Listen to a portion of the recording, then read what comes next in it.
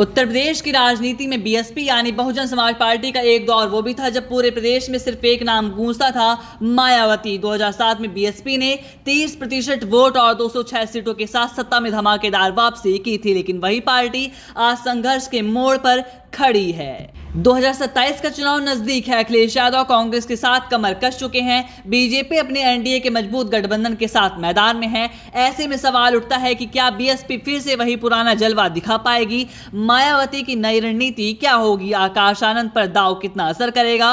और जनता क्या फिर से बीएसपी को विकल्प मानेगी या फिर हमेशा के लिए इतिहास बना देगी? इस वीडियो में हम इन सभी बातों पर चर्चा करेंगे। बने रहिए वीडियो में। 2007 में मायावती ने वो कर दिखाया जो उस वक्त किसी ने भी सोचा नहीं था। समाजवादी पार्टी को सत्ता से बाहर करके उन्होंने अकेले दम पर पूर्ण बहुमत की सरकार बनाई। बीएसपी को 30% वोट मिले, 206 सीटें मिली। ये जीत सिर्फ दलित वोट बैंक की वजह से नहीं, बल्कि मायावती ने ब्राह्मणों को और अन्य पिछड़े वर्गों को भी साथ लिया। उस वक्त जनता के पास बीजेपी विकल्प के तौर पर नहीं थी। जनता समाजवादी पार्टी से उभी हुई थी। मायावती को नए विकल्प के रूप में देखा गया। ये वही समय था जिसने मायावती को बहन जी से सीधे यूपी की सबसे ताकतवर मुख्यमंत्री बना दिया। लेकिन यही सुनहरा दौर बीएसपी के लिए अगले संघर्ष की नींव रख रहा था। 2007 से 2012 के बीच मायावती की सरकार चली, लेकिन जनता की उम्मीदों पर खड़ी नहीं उतर पाई। नतीजा ये हुआ कि 2012 के विधानसभा चुनाव में पूरा समीकरण उलट गया। इस बार समाजवादी पार्टी को 30% से ज्यादा वोट मिले।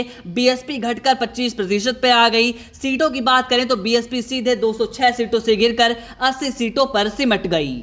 वहीं समाजवादी पार्टी ने 220 से ज्यादा सीटें जीतकर अखिलेश यादव को मुख्यमंत्री बना दिया। ये वही अखिलेश यादव थे जिनका युवा चेहरा जनता को खूब भाया, लेकिन 2012 ने साफ कर दिया कि यूपी की जनता सत्ता बदलने में देर नहीं लगाती। जिसने भरोसा तोड़ा उसे बाहर का रास्ता दिखा दिया जाता है। 2017 के विधानसभा चुनाव ने उत्तर प्रदेश की राजनीति को पूरी तरीके से बदल दिया। बीजेपी ने बिना किसी मुख्यमंत्री चेहरे के चुनाव लड़ा और ऐसी सुनामी आई कि समाजवादी पार्टी और बीएसपी दोनों बह गए। बीजेपी ने 300 से ज्यादा सीटें जीत ली, जबकि सपा 50 के नीचे ही सिमट गई और बीएसपी महज 19 सीटों पर ही आकर टिक गई। चौंकाने वाली बात यह थी कि सीटें भले ही कम हुई, लेकिन बीएसपी का वोट शेयर अभी भी समाजवादी पार्टी से थोड़ा सा ज्यादा था। यानी कि पार्टी का कोर वोटर अभी साथ था, लेकिन सीटों में उसका ट्रांसलेशन नहीं हो पा रहा था। यहां से बीएसपी की अगली चुनौती शुरू हुई, वो था वोट बचाना और सीटों में बदल देना। अगर बीएसपी के लिए सबसे बड़ा चुनावी झटका था तो वो था 2022 का विधानसभा चुनाव। इस बार जनता ने साफ संदेश दे दिया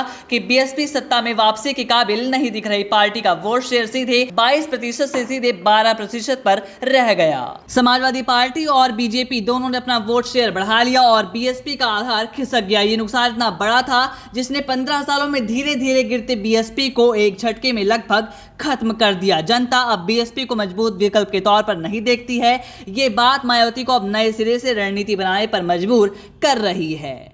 अब सवाल यह है कि मायावती 2027 में क्या करेंगी? जवाब है युवा चेहरा। मायावती ने अपने भांजे आकाश आनंद को पार्टी मिलाकर नई उम्मीद जगा दी है। हालांकि बीच में उन्होंने आकाश को भी पीछे कर दिया था, लेकिन फिर से उन्हें मोर्चे पर ला दिया है। रणनीति साफ है, बीएसपी फिर से उसी वोट बैंक को जोड़ना चाहती है जिसने कभी 30% वोट दिलाए थे। लेकिन क्या आकाश आनंद मायावती का करिश्मा दोहरा पाएंगे? क्या जनता फिर से बीएसपी पर भरोसा कर पाएगी? ये सब तो 2027 का चुनाव ही बताएगा। डेस्क रिपोर्ट, अटल टीवी।